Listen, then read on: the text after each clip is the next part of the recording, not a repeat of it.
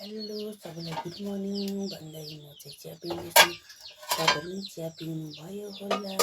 होस् त आजको वेदर चाहिँ यस्तो छ। फेरि पनि सबैलाई नमस्ते। म चाहिँ दुध लिनु जाँदैछु। ए भाइहरू पनि आउँदैछ।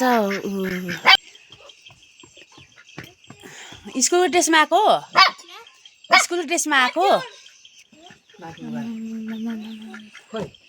आना नमस्ते खै आना ढोक आना निक्लिनु त सोनामा आएछ नि ल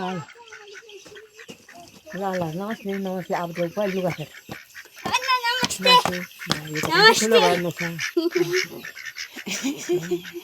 मेरो हस्बेन्ड यसो माम पकाइसक्यो।